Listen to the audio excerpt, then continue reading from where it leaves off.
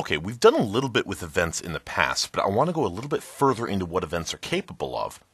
At the same time, we're going to work a little more in Visual Studio to go ahead and give you an idea of how to debug an application in case you're having some problems. I'm going to start by creating a new project, and I'm going to name this one Events. Now I've got my artboard on the scene. Let's go ahead and start. I'm going to drop a canvas on it.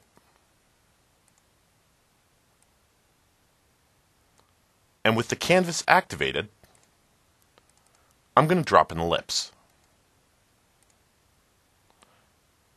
Now I want to name these so that I can find them later. So let me go over to the Property Inspector. I'm going to name my circle my marker. And I'm going to rename the canvas to Marker Board. I'm giving them names that I'm going to be able to remember because once I'm working in Visual Studio, I need to be able to find these controls easily. So I'm going to go ahead, switch over to the events. I'm going to add my handler to the mouse move event. Now up till now we've really just worked with click, but there's a great many different events that are available on each control. The mouse down event occurs every time the mouse cursor is clicked. Mouse enter occurs every time the mouse enters the bounds of the rectangle, and so on. A mouse move event happens every single time the mouse moves over any piece of the given area. So I'm going to call this one Move Marker. The behavior that I want is as I move my mouse cursor around on my marker board, I want my marker to stay with the cursor. So let me press enter. Visual Studio comes up. And now I need to enter my code. The first piece of information I need to get is where is the mouse. Now the mouse event args, which are passed to me as one of the parameters to my event, is going to be able to give me that information. I'm going to type E dot, and I can see all of the different pieces of information that are available on the mouse args. I'm going to scroll down to E dot get position. Now it wants to know which element I'm relative to. If I were to say this here, it would give me my coordinates relative to the window, because this event handler is defined on the window, so this refers to the window. I'm going to say this dot marker board, and this will give me the coordinates relative to the top left of my marker board.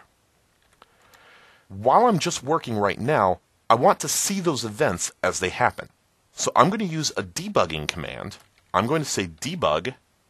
It didn't show up in my IntelliSense, and I've got that little red box. That indicates that my application doesn't know what debug means.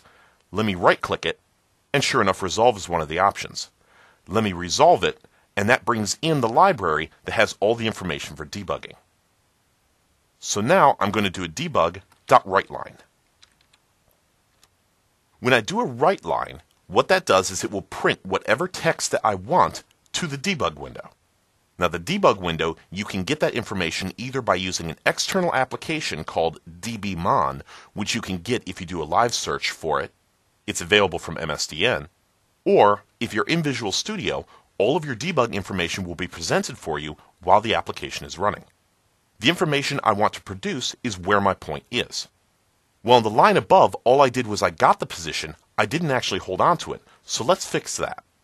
I'm going to go up to this line, and I'm going to store my point in a variable that I'm going to name cursor position.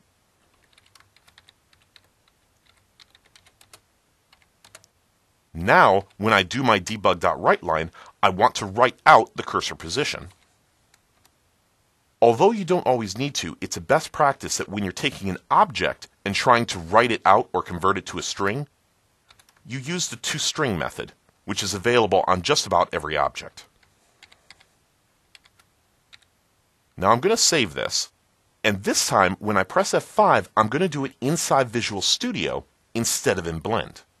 Both Blend and Visual Studio try to use the same keys for anything associated with the project, so F5 that runs it in Blend works the same here. Control-Shift-B, which is the keystroke in Blend to build your project, also works over here in Visual Studio. I'm going to press F5, and if you look at the bottom, there's an output window. Let me move my window up a little bit so you can see it. Now, as I move my mouse cursor along, I should see my events being printed up. However, I'm not. What's happening here? Let me move around, And you'll notice as soon as I get over my ellipse, my events start showing up. So now I've got a little bit of information as to what might be causing my problem. For some reason, I'm only getting my events when I'm over the ellipse. So let's see if I can figure out, maybe I put my event handler on the wrong object. I'm going to close my application and switch back over to Blend.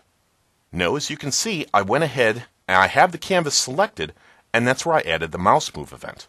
It must be something else. When you're working with mouse events, especially mouse move, click, and so on, you need to remember that discussion we had earlier that dealt with objects that don't have a fill. By default, a canvas doesn't have a fill, so it can't receive the events. Let me switch back to my properties, and sure enough, the background is a no brush, which means that anywhere that I click, there's nothing there for me to actually click on. Anywhere that I move, there's nothing there for me to move over, and therefore there's nothing to receive the move event. So I'm going to change that by giving it a solid fill and changing the alpha channel to 0%. So even though it now looks like I have no fill, I actually have a transparent fill, and remember, a transparent fill can receive the events where a null fill cannot. Let me save over here, switch back over to Visual Studio, and press F5.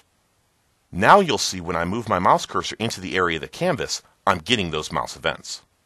So let me close this window. My events seem to be coming through correctly, and I'm going to go ahead and add the code now to keep my marker moved to wherever I move my mouse pointer.